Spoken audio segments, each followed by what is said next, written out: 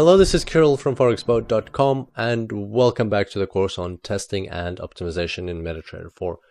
In this section of the course, we will talk more about optimization and you will learn things like setting limitations, two-dimensional surface analysis, exporting optimization results into Excel and further analysis there, the genetic algorithm, and a few more very interesting and insightful topics. However, before we proceed, I would like to ask you a favor.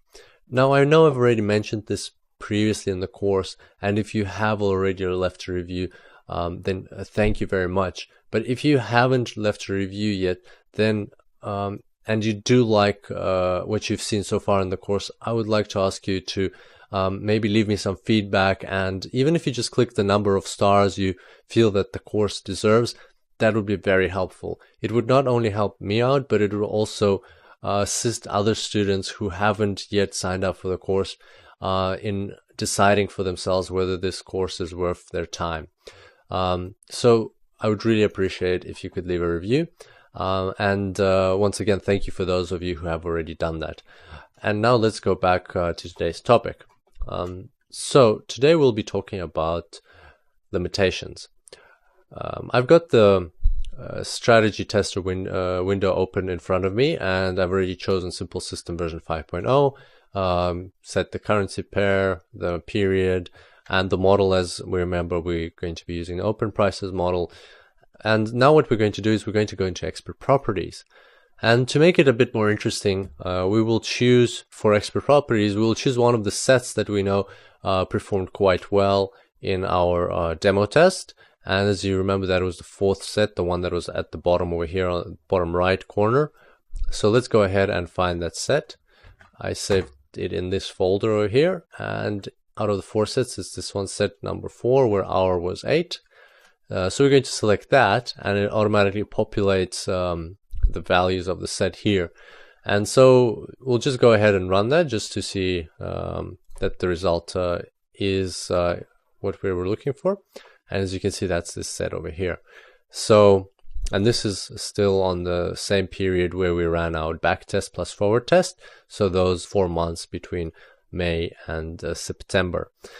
Going back to the graph, so that's our chart. Now what we want to do is go to expert properties, and we want to optimize. So we want to run like an optimization, and maybe we'll see if we can improve this set, but more for the sake of just practice, we want to run an optimization. So we'll uncheck the start hour. We already know that we're happy with this hour. We know that out of the ones that we've chosen, this was perhaps the best hour that it's worth starting your trades at. Min pip limit, we'll also untick that for now. MA filter and MA period will also untick that. So we'll be just optimizing the take profit and the stop loss. And we'll also leave the optimization parameters here. So we'll start with 10. Value of 10, we'll move with a step of 10, and we'll stop at 100. That's not particularly important right now. So just click OK just to save that, and we'll go back into expert properties. And now to find the limitations, we need to go into the optimization tab. So these limitations will allow you to kind of restrict the optimization results to certain criteria. So to understand that better, I'll just go ahead and run the optimization without any limitations at this stage. So I'm just going to click optimization here and run it. As you can see, there's 100 results, which is fair because we had 10 steps for take profit and 10 steps for stop loss. They're all ordered by profit right now. So we can order them by pass if we like. And here it will go from, just make this bigger. Here it will go from 1 to 100, and it's basically just gone through all of different combinations. And here you see other parameters. So you see the drawdown percentage, drawdown, expected payoff, profit factor, total trades, and profit, and so on. So drawdown is a good example because you can set limitations on that, and let's just talk about that for a second.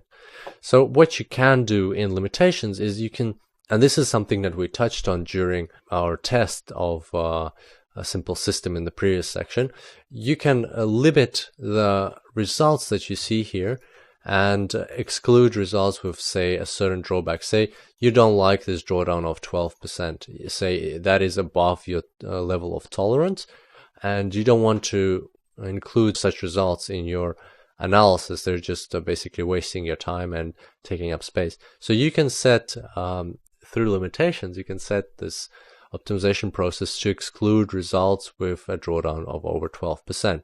So for example, you wouldn't see these results with 19.85. You'd still see these ones with 11 or with 7 or with 10%, but you wouldn't see anything above 12. So how about we go and do that just to so we have an illustration of how limitations work. So I'm going into expert properties, I'm going into optimization. Then I'm looking at maximal drawdown. Well, first thing you have to do is you have to tick this box. Next, you have to change this value, and here it's very tricky. So if I just click over here somewhere else, then the value returns to its previous whatever the number was in there. So you have to set your value and click enter, and that's something a lot of traders often forget. If you don't click enter, you just click OK, then the value won't be set, and just make sure that the box is checked. So once that's done, that means that any result with maximal drawdown above 12% will be excluded. So let's click OK, and let's run optimization now. As you can see, all 100 have been run. If we go into our optimization, you will notice that there's much less results. It's only got 31 results here.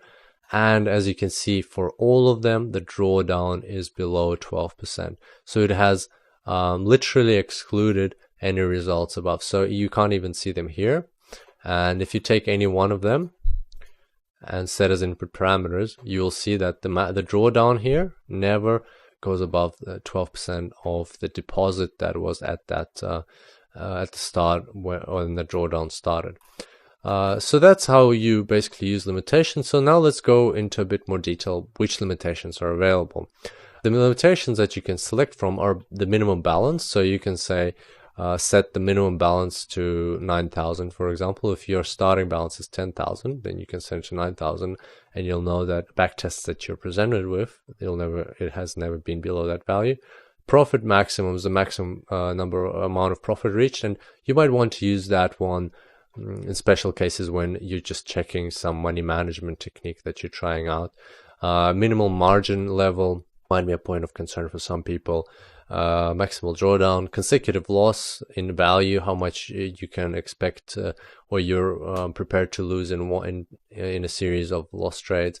So these two are quite useful. Consecutive loss trades, if you don't want to see your expert advisor ever losing more than 10 times in a row, or say 2 times in a row, you can specify that here.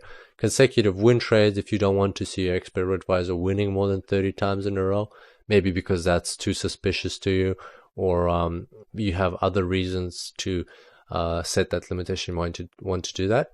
But I find the most powerful one out of them is the maximal drawdown, and I do use that quite often.